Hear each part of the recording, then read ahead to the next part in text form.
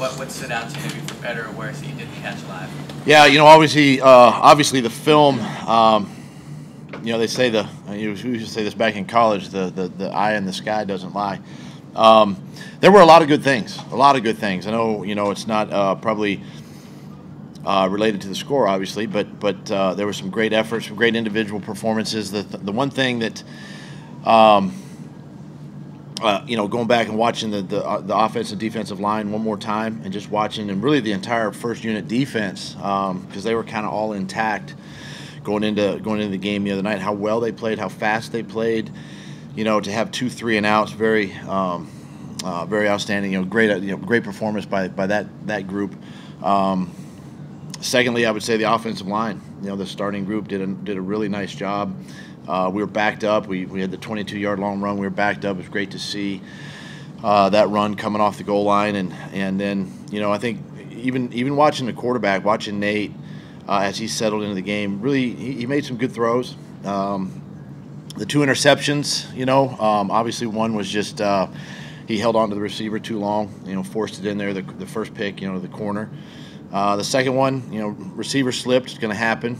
We just got to continue to coach that up, but overall felt a lot better watching the film. I guess some of the negatives would be obviously the turnovers. We put the ball on the ground way too much. I think there were 4 fumbles, 1 lost, and then we had the 2 interceptions. But those are obvious, and then the 11 penalties. Those are things that we have to continue to clean up. Do you expect big falls in practice today? I do. He's been feeling better. Again, just monitor him. Limit him just a little bit, but expect him to do a little bit today. In Jordan Hicks' case, he tore the Achilles in October, played in the first preseason game. What kind of accomplishment was that? And why was he the injured player who was ready to play of those guys from last year? Well, obviously, watching him go through the surgery, the rehab, all his conditioning last season. He was in the building every single day last year. What he did this offseason to put him in a position to, help our defense again. He saw what the team did, and he's hungry to get back out on the football field, and that was really he was a little taken back, being able to be back on the field the other night. He was excited to be out there, be back with his teammates. Played really well. He's smart, intelligent. He runs well, and there were really no signs of injury. Just keep knocking on wood. Things go well, but happy to see him back out on the team. We haven't talked about Alshon in a little while. How's he been doing, and what kind of things has he been doing that we can't see with him not practicing? Yeah, he's doing a great job with his rehab.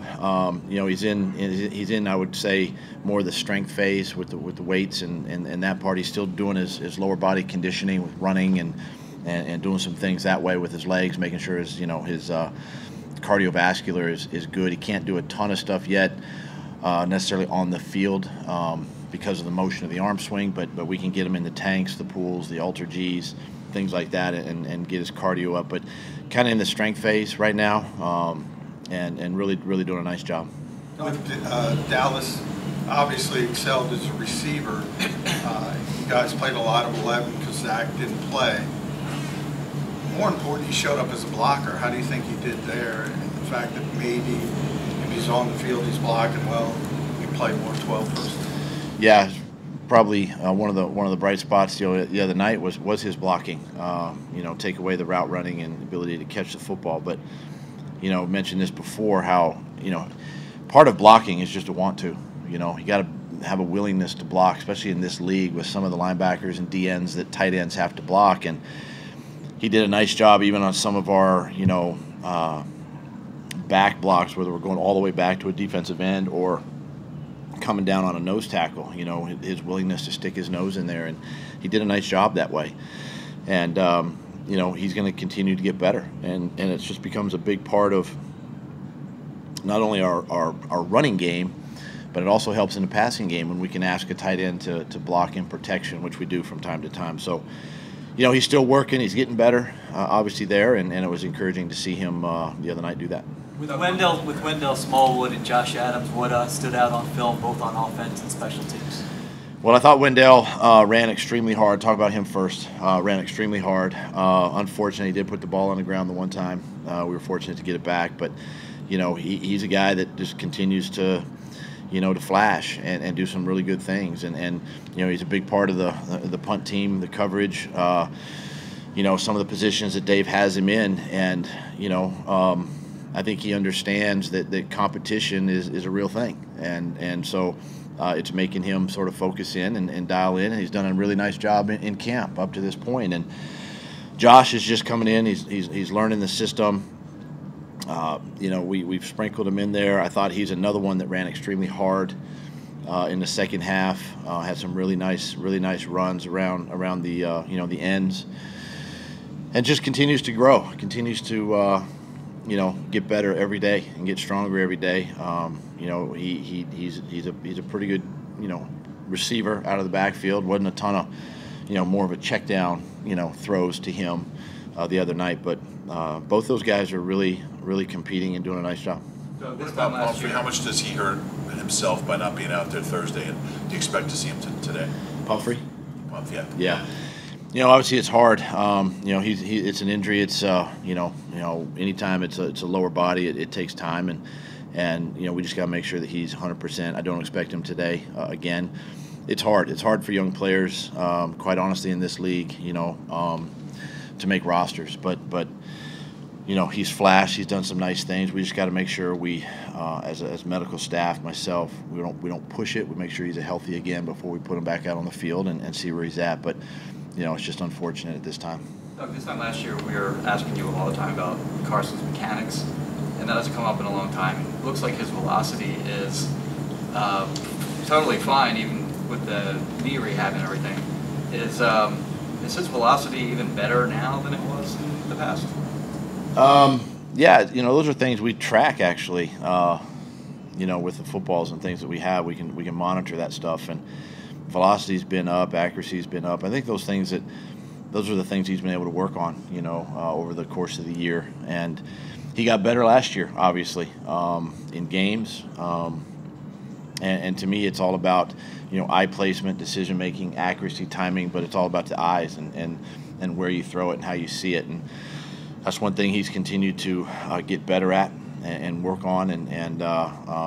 But I do feel like, now because of the injury, he's focused a little more on lower body strength, and it's really correlated to velocity and overall, speed of the throw. Have you actually looked at the speeds?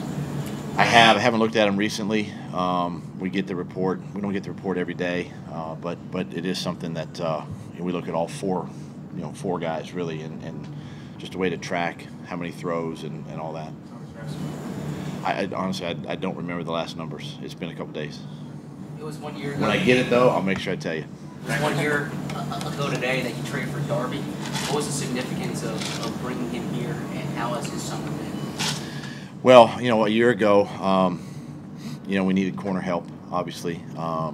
Patrick Robinson was the free agent that we brought in, and Jalen was coming into year 2, and we just picked up Rasul, and so we were young, and to bring in and Darby's not an older guy, but he's an older player a little bit. Had a couple of years experience playing in Buffalo, and just a veteran player that we were excited to get in here, someone that could come in and start right away for us. And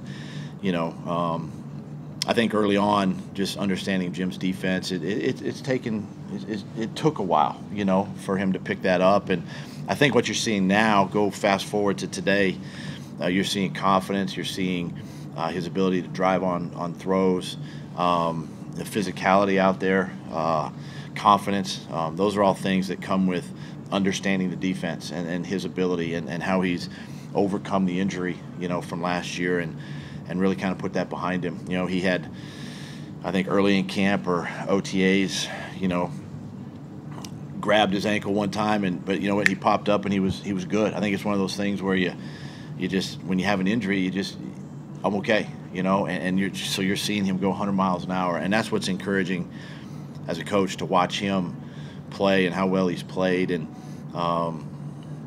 just excited for this year for him. Doug, I know it's a preseason game, but playing the Patriots again, is that kind of what's kind of going through your mind? I mean, it's going to be interesting, isn't it? It's going to be fun. I mean, it's going to be fun. It's obviously a different atmosphere. It's preseason, and like both teams, we're still evaluating a lot of players and a lot of young guys. You know, and you know, so we just got to focus. I know, you know, the Patriots will focus on the Patriots, and we're going to focus on the Eagles. But it'll be exciting. It should be a good crowd, obviously, up there in Foxborough. It's a great place to play.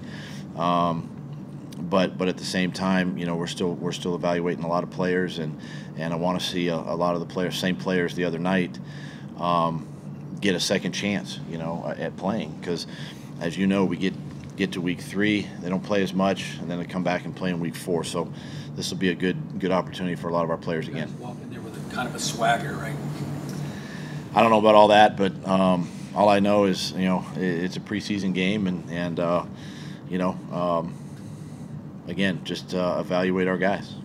Real quick on the Darby trade again. You ever think about the butterfly effect of that? Sort of, it opens up the slot for Nelson. Patrick moves to the slot on defense because of Darby's presence. The butterfly effect? What? Every action causes a reaction type of thing. Oh, okay, I get that one. I didn't know what the butterfly effect was.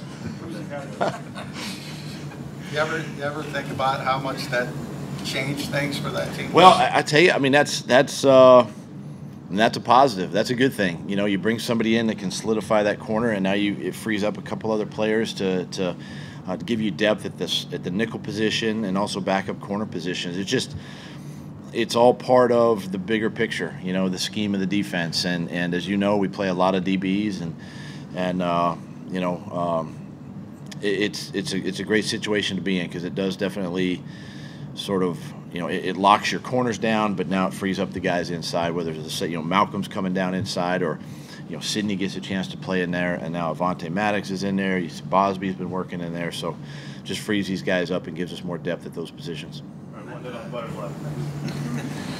The butterfly effect. He did.